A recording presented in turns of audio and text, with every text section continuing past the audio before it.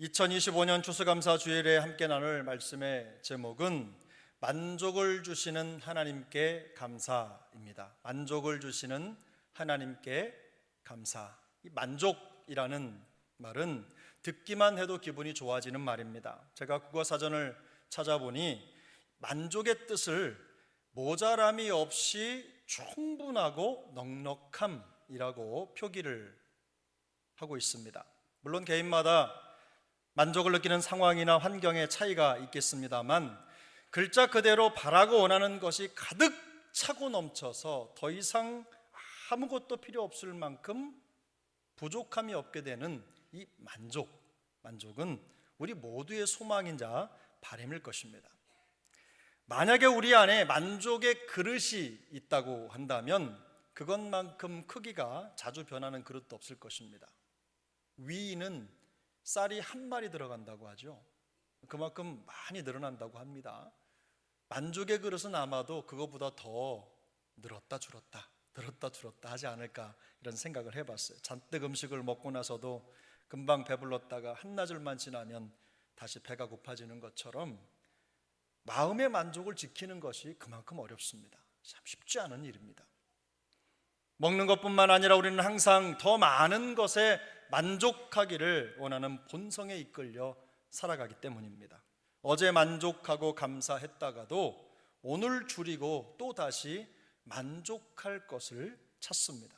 마치 돌아가는 수레바퀴처럼 만족을 찾아서 돌고 돌아서 피곤해질 때까지 그렇게 돌고 도는 인생이라는 생각을 하게 됩니다. 하루 저녁의 만찬은 그저 만찬일 뿐입니다. 우리에게 영원한 만족을 줄 수 없는 것이죠. 초대교회 교부였던 어거스틴이라는 사람은 그의 대표적인 저서 참회록 제1권 1장 첫 페이지에서 이렇게 기록했습니다. 주님, 한 줌 흙에 지나지 않는 피조물이오나 감히 입술을 열어 당신에게 찬양을 드립니다. 찬양을 드릴 때 기쁨이 있습니다. 왜냐하면 주님께서는 우리를 주님을 위한 존재로 창조하셨기 때문입니다. 그리하여 주님 안에서 안식을 발견하기까지 우리 마음은 평화를 누릴 수 없습니다. 무슨 말입니까? 인간은 유한한 세상의 것들에서는 결코 영원한 만족을 얻을 수 없다는 뜻입니다. 오직 무한하고 불변하시는 하나님 안에서만 참된 만족과 행복을 찾을 수 있다는 것입니다. 그런 점에서 오늘 함께 읽은 시편은 우리에게 만족에 대한 아주 중요한 가르침을 줍니다. 시편 107편은 고난 중에 부르는 감사의 노래로 잘 알려져 있습니다. 가라고 기진한 심령에 참된 만족을 주시는 하나님께 대한 깊은 고백이 담겨있는 찬양시입니다. 이 노래는 강력한 감사의 명령으로 시작을 합니다. 1절입니다.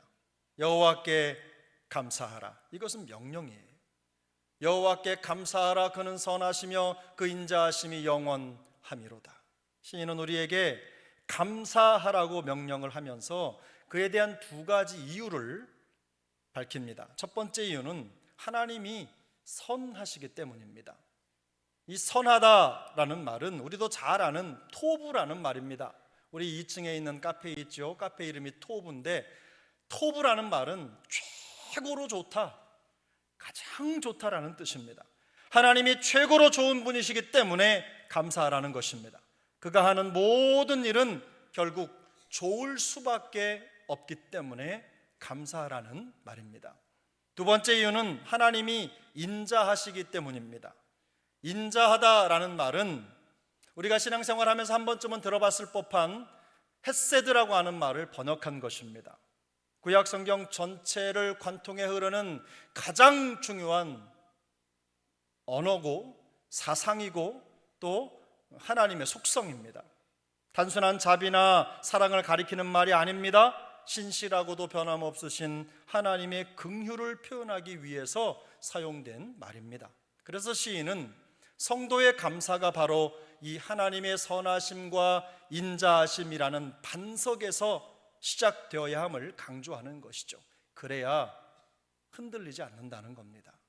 그래야 항상 감사가 된다는 거예요. 그래야 우리의 감정이나 상황에 따라서 감사의 동력이 떨어지지 않는다는 것입니다. 이렇게 감사의 이유를 밝힌 다음에 시인은 누가 이 감사의 노래를 불러야 하는지에 대해서 분명하게 보여줍니다. 본문 2절 3절 말씀인데요, 우리 함께 읽겠습니다. 여호와의 속량을 받은 자들은 이같이 말할지어다. 여호와께서 대적의 손에서 그들을 속량하사 동서남북 각 지방에서부터 모으셨도다.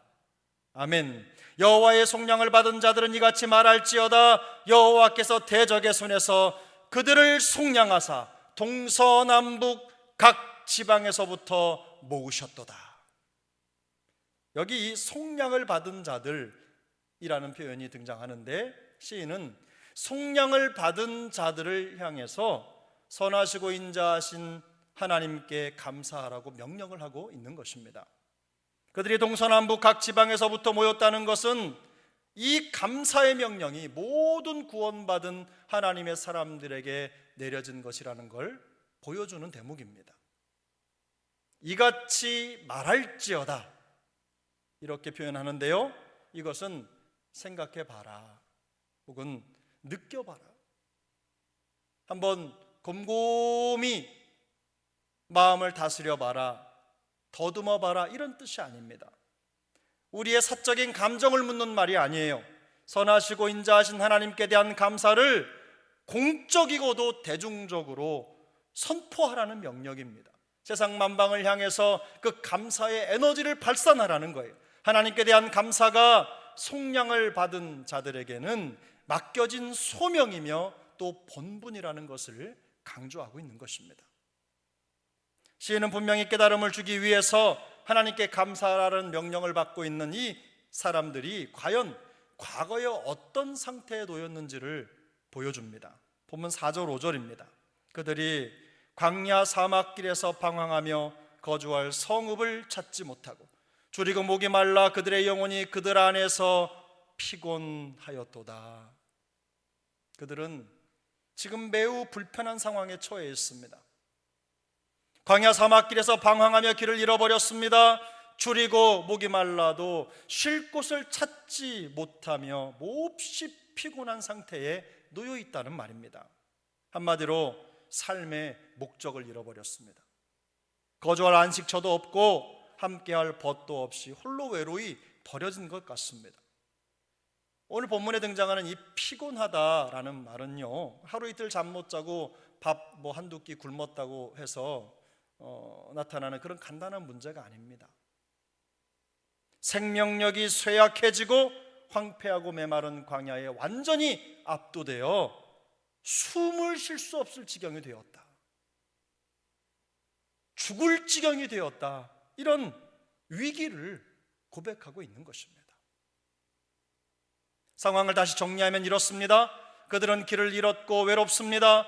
집도 없고 굶주려 있습니다. 광야 한가운데에서 방향을 찾을 지도도 없고 일어나 걸을 힘도 없습니다. 모든 희망이 사라져 버렸습니다. 죽음의 두려움에 빠져 있는 것입니다.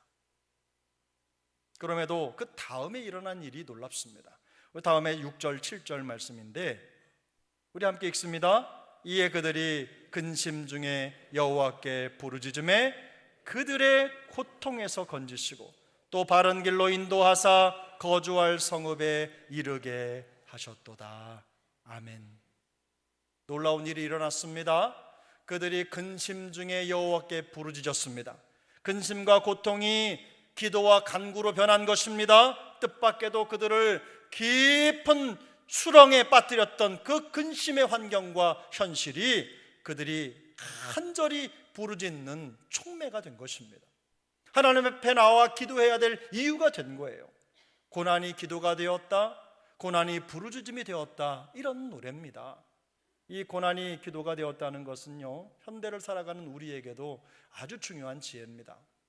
19세기 유명한 설교자였던 스펄전 목사님이 이런 말을 남겼습니다. 사람들은 희망이 조금이라도 남아있는 한 기도를 시작하지 않는다. 그러나 모든 희망이 사라지고 없을 때 비로소 하나님을 향해 간절하고도 진실한 부르짖음이 터져 나온다. 그리고 하나님은 그 기도를 들으시고 즉시 응답하신다. 절망으로 시작한 말이 소망으로 끝나죠. 실제로 하나님은 근심 중에 드리는 그들의 부르짖음을 들으셨습니다. 그리고 그들을 고통 중에서 건져내셨어요. 그들을 바른 길로 인도하셨고 거주할 성읍에 이르게 하셨습니다. 스펄전의 말대로 그들은 부르짖었고 하나님은 응답하셨습니다. 응답하시는 하나님의 공급은 완벽합니다. 그들은 방황하며 길을 찾지 못했지만 하나님은 그들을 바른 길로 인도하시고 거주할 성읍에 이르게 하셨습니다. 그러므로 시인은 속량을 받은 모든 사람을 향하여 다시 한번 힘을 주어서 외칩니다. 이렇게 명령합니다. 8절입니다. 여호와의 인자하심과 인생에게 행하신 기적으로 말미암아 그를 찬송할지로다. 할렐루야. 우리 한번 같이 읽겠습니다. 여호와의 인자하심과 인생에게 행하신 기적으로 말미암아 그를 찬송할지로다. 아멘. 이 모든 일을 행하신 하나님께 합당한 찬양과 감사를 올려드리라는 것입니다. 속량을 받은 자들에게 찬양은 너무도 자연스러운 겁니다. 너무도 자연스러운 반응임을 오늘 본문이 말씀이 우리에게 보여주고 있는 것입니다. 이제 시인은 이제 중요한 결론에 도달했습니다. 9절입니다. 우리 9절 함께 읽겠습니다. 그가 사모하는 영혼에게 만족을 주시며 줄인 영혼에게 좋은 것으로 채워 주심이로다. 그가 사모하는 영혼에게 만족을 주시며 줄인 영혼에게 좋은 것으로 채워 주심이로다. 아멘. 이것은 우리의 영혼에 완전한 만족을 주실 수 있는 분은 오직 하나님 한 분뿐임을 확신하는 시인의 고백입니다. 우리의 가라앉은 영혼에 만족을 주시며 줄인 영혼을 가장 좋은 것으로 채우시는 분이심을 온 마음을 다해 노래하고 있는 것입니다.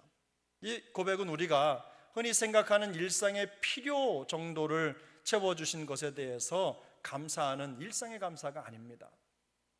세상의 것들로는 해결되지 않는 영혼의 진정한 만족과 체험을 주시는 그 하나님의 사랑과 은혜에 대한 기적을 간증하고 있는 것입니다.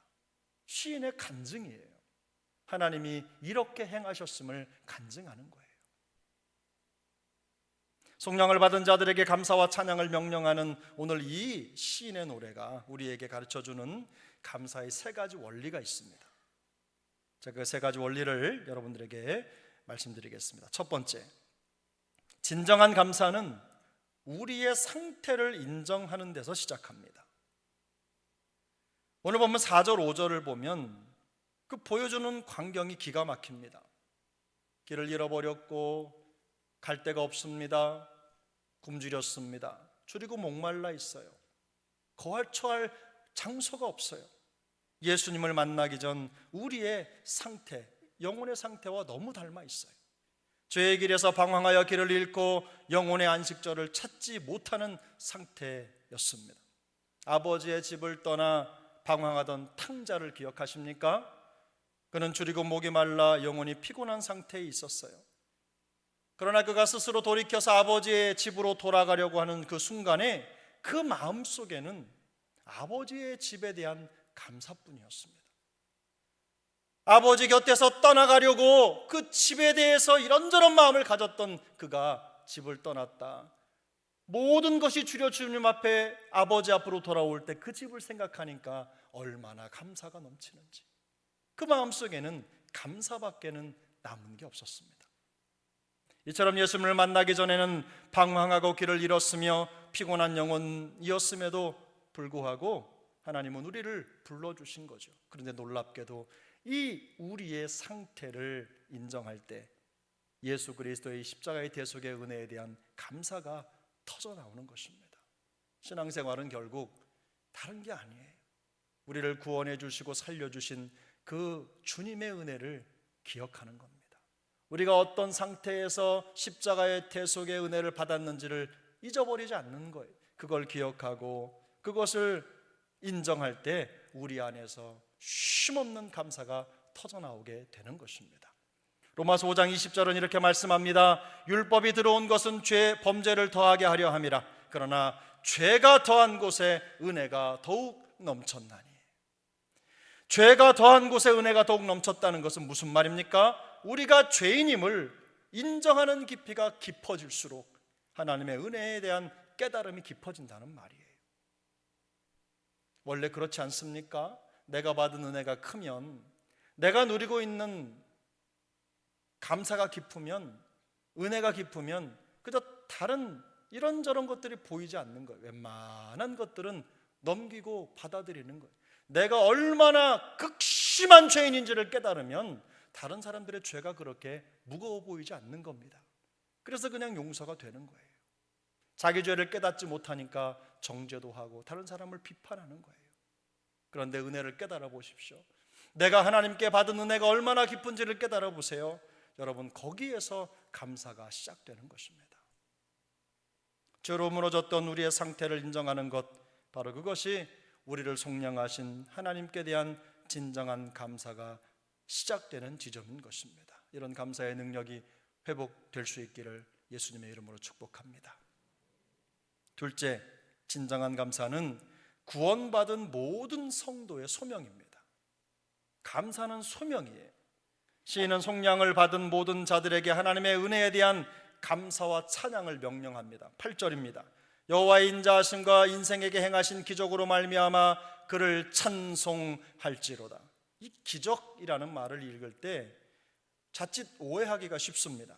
초현실적이고 과학과 상식을 뛰어넘는 일이라고 생각하기 때문입니다. 우리는 그래서 일반적으로 기적을 생각하면 늘 엄청나게 말도 안 되는 일들을 생각해요. 우리의 상식을 단순히 뛰어넘는 게 아니라 초자연적인 하나님의 역사만을 생각하는 것이죠. 그런데 하나님이 인생에게 행하신 기적은요, 초자연적이고 비상식적인 기적 현상만을 가리키는 게 아닙니다. 여기서 이 기적이라는 말은 본래 우리의 기대와 예상을 뛰어넘는 이라는 뜻이에요. 우리의 생각을 뛰어넘는 이라는 의미를 가진 표현입니다. 하나님은 우리가 최선이라고 생각하는 방식에 만족하실 수 없는 분이십니다. 최선이라는 수단이 모든 일의 마지막 방법이 되기를 원하지도 않으셔요. 하나님은 우리의 생각과 상식을 뛰어넘는 더 많은 방법으로 우리를 위해 더 많은 것들을 행하시는 하나님이신 줄 믿습니다. 바로 이것이 인생에게 행하신 기적이라는 말의 진짜 의미입니다. 예레미야 32장 27절은 이렇게 말씀합니다. 나는 여호와요 모든 육체의 하나님이라. 내게 할 수 없는 일이 있겠느냐? 내게 할 수 없는 일이 있겠느냐?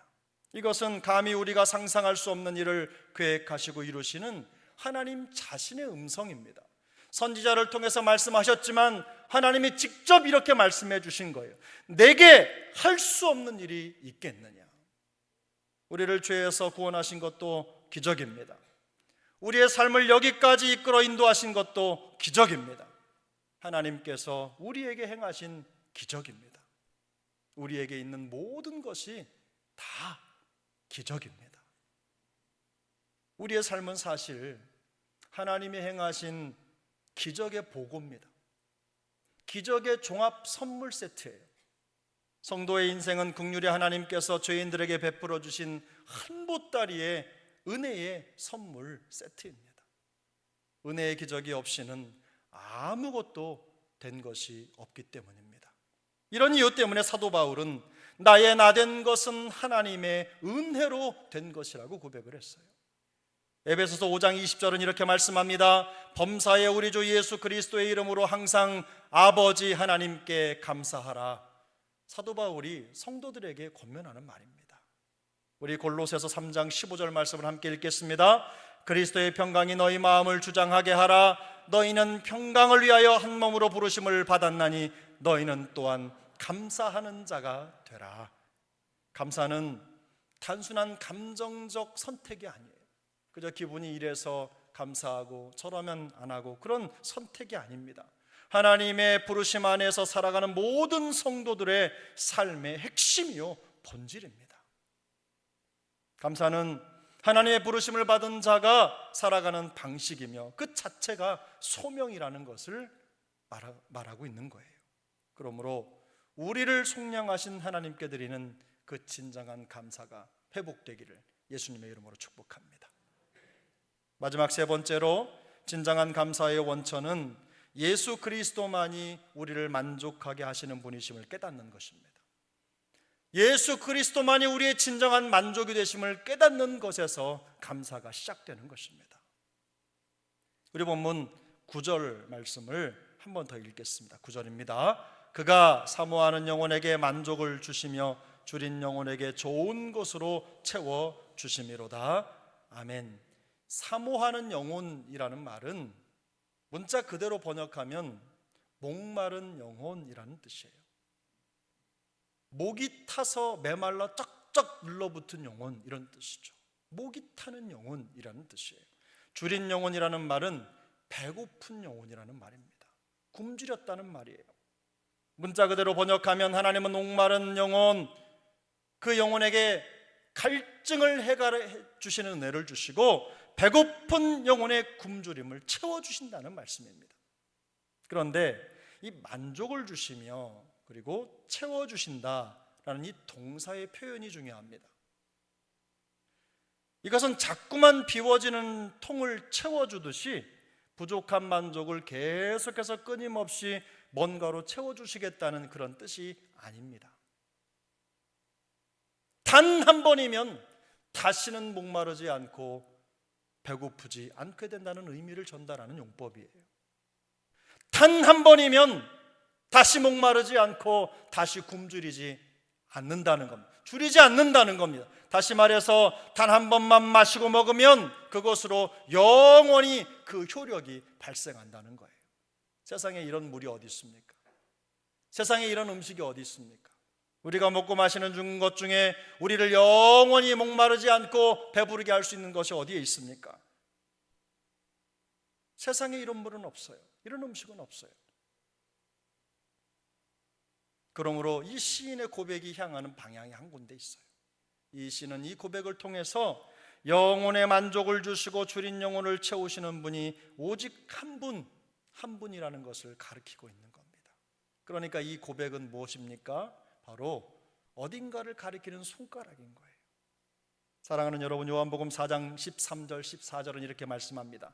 예수께서 대답하여 이르시되 이 물을 마시는 자마다 다시 목마르려니와 내가 주는 물을 마시는 자는 영원히 목마르지 아니하리니 내가 주는 물은 그 속에서 영생하도록 솟아나는 샘물이 되리라.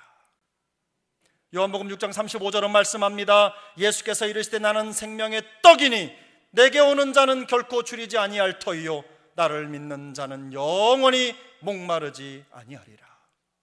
우리 주님의 말씀이에요. 바로 시인은 이 고백을 통해서 우리 주님을 가리키고 있는 것입니다. 주님은 자신을 영원한 생명수요 생명의 떡이라고 소개하십니다. 주님이 바로 우리를 영원히 목마르지 않고 줄이지 않게 하시는 분이라는 말씀이에요. 이 말은 어떤 사람도 영원한 생수이시며 생명의 떡이신 주님을 만나지 않고는 이 영혼의 갈증을, 이 영혼의 줄임을 해결할 수 없다는 말입니다. 모두에게 주님이 필요해요. 영혼의 갈증, 영혼의 줄임을 해결할 수 있는 방법은 오직 주님밖에 없음을 고백하는 거예요. 하나님의 영원한 사랑을 경험할 수도 없습니다. 참된 만족을 얻을 수도 없습니다. 주님이 없다면 그런 일은 일어나지 않습니다. 우리의 가란 영혼, 심령에 영원한 생수가 되어주시고 만족을 주시며 체험을 주시는 우리 구주 예수 그리스도를 더욱 깊이 만날 때 이 문제가 해결될 줄로 믿습니다. 우리 사랑하는 새중앙 식구들이 이 주님을 더욱더 깊이 만나기를 소망합니다. 여러분은 세속적이라는 말에 대해서 어떻게 생각하십니까? 세속적이다. 저 사람 참 세속적이야. 저 사람 참 세속 사람 같아. 교회 안에 있으면 거룩하고 교회 밖에 있으면 세속적입니까? 그렇지 않죠? 이 세속적이라는 말을요 한마디로 정의하기가 쉽지가 않습니다. 그런데 한번 제가 그럼에도 불구하고 이 가장 간편하게 정의를 한번 해보면 이 세속적이라는 말은 위를 바라보지 않는 시선입니다. 위를 바라보지 않는 시선. 마음과 시선이 하나님의 은혜를 향하지 않고 단지 땅에 있는 현실의 삶에 매료되어 살아간다면 그것이 바로 세속적인 삶이라는 뜻입니다. 그러나 우리 눈이 원하는 세속적인 것으로부터는 결코 영혼의 만족을 얻을 수가 없습니다. 방법이 없습니다. 문제는 만족을 얻지 못하는 데서 끝나지 않는다는 것입니다. 만족을 얻지 못한 만큼 감사도 줄어들 것입니다. 심지어는 감사할 이유도 찾지 못할 것입니다. 감사를 잃어버린 성도의 신앙생활에는 남은 게 없습니다. 그저 뾰족한 가시와 껍질밖에 없는 죽은 생선 같은 삶밖에는 남는 게 없는 거예요. 그래서 찌르고 공격하고 그저 다른 사람이 볼 때도 은혜 없는 삶 같은 그런 모습을 보여주게 되는 것입니다. 뭔가 풍성함이 느껴지지 않는 거죠. 골로새서 3장 1절 2절 말씀 우리 같이 한번 이 말씀을 읽겠습니다. 그러므로 너희가 그리스도와 함께 다시 살리심을 받았으면 위의 것을 찾으라. 거기는 그리스도께서 하나님 우편에 앉아 계시느니라. 위의 것을 생각하고 땅의 것을 생각하지 말라. 아멘. 성경은 우리에게 위의 것을 생각하고 살아야 한다고 말씀하죠. 그런데 현실에 둘러싸여 살아가는 우리에게는 참 이게 쉽지가 않습니다. 눈만 뜨면 세상이 보이고 귀만 열면 세상의 소리가 들리고 입만 열면 은혜 없는 말이 쏟아져 나오기 때문에 그래요. 잠시만 방심하면 우리의 마음속은 그저 주님이 언제 계셨는지 모를 정도로 황폐화되고 마는 겁니다. 그런 상황이다 보니 보고 듣고 말하는 것이 그저 위의 것이 아닐 때가 너무 많은 거예요. 저는 종종 우리의 눈이 앞을 향해 있기 때문에 위를 올려다보는 게 쉽지 않구나라는 그런 생각을 합니다.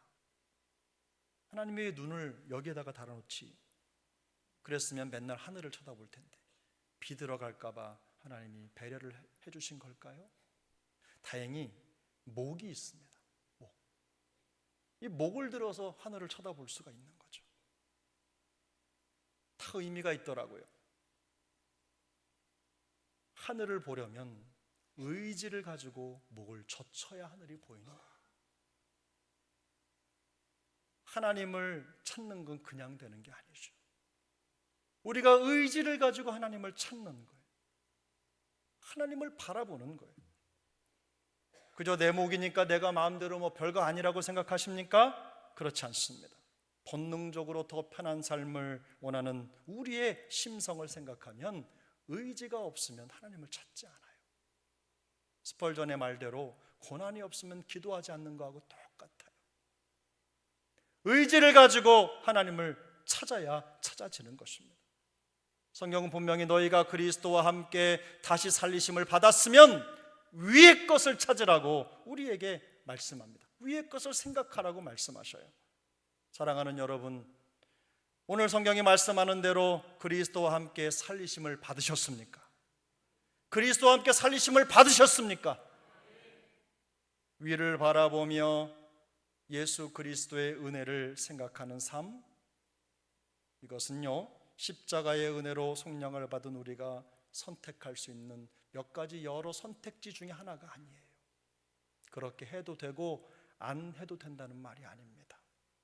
예수 그리스도의 십자가 복음이 우리에게 하신 일을 생각하고 그 은혜에 감사하는 것은 우리 성도의 삶이자 본분이자 호흡입니다. 그게 삶의 방법이라는 말이에요.